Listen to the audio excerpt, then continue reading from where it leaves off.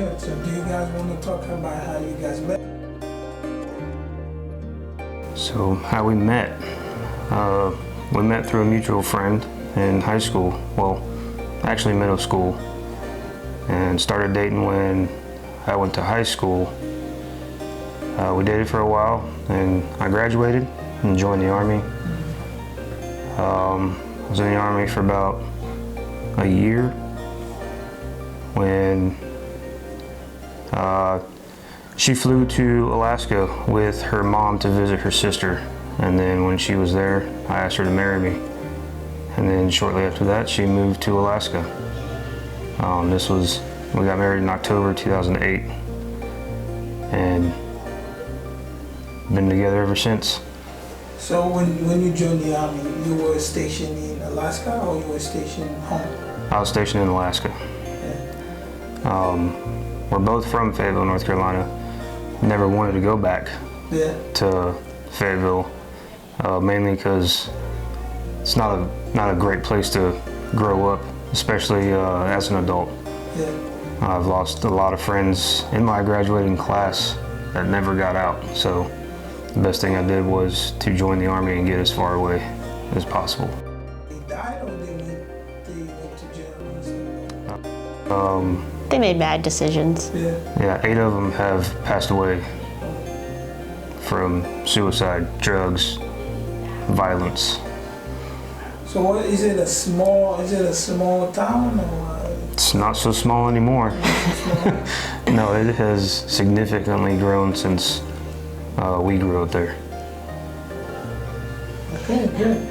So since you guys been married, what are you guys doing to keep this going? What have you been doing? Like, I know some people, they travel, couples travel together, and sometimes, you know, make time for date night even though you guys have kids and stuff. So what have you been doing to keep this going? I feel like we do everything together. If on Saturdays we go to Walmart together or we go find something fun to do together, not just me and the kids, it's always me, Jesse, and the kids.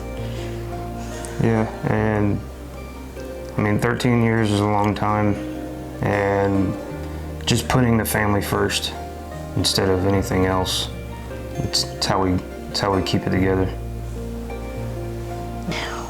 What is the most difficult lesson you've learned from being with me? So that goes along the lines of what we just talked about, putting family first. Biggest lesson that I've learned is not to be selfish. It's not always about me, and it's about the family and the kids. And sometimes that's really hard, but as long as you work at it, it works out. What would be your answer if you had to answer that question?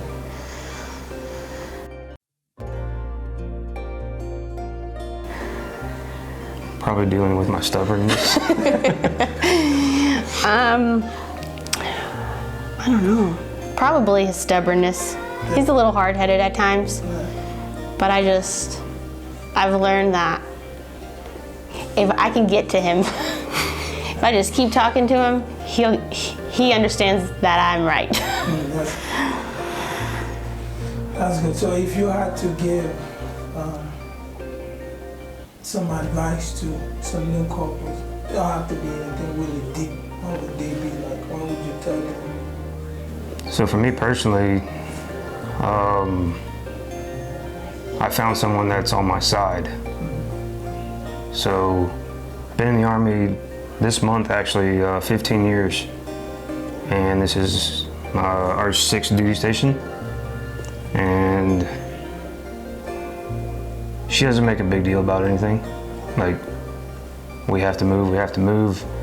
But I always support her with what she wants to do at our follow-on location, just like she supports me with the school that I go to or the work that I have to do.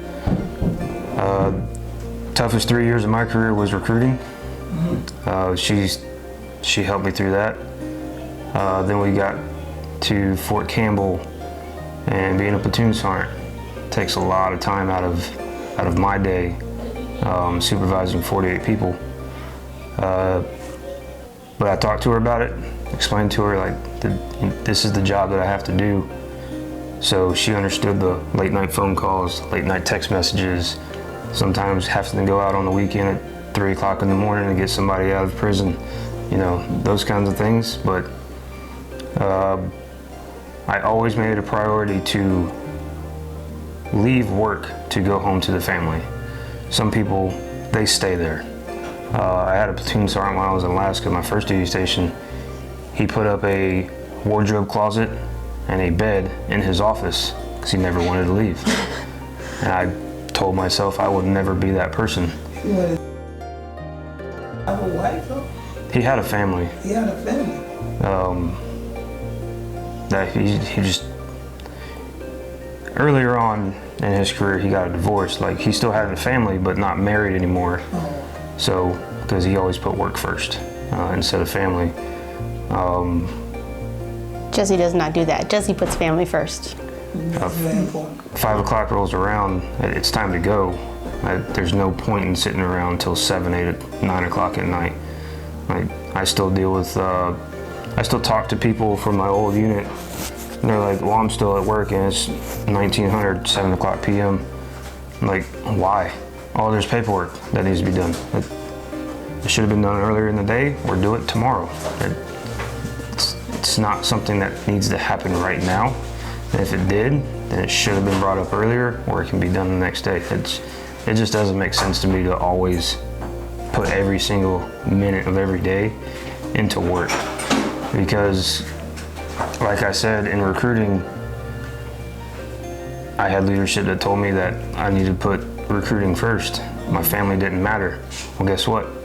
My family's going to be there when the Army ends.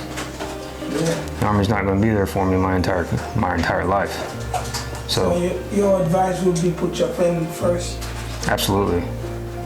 There's work is work, and it should be done at work.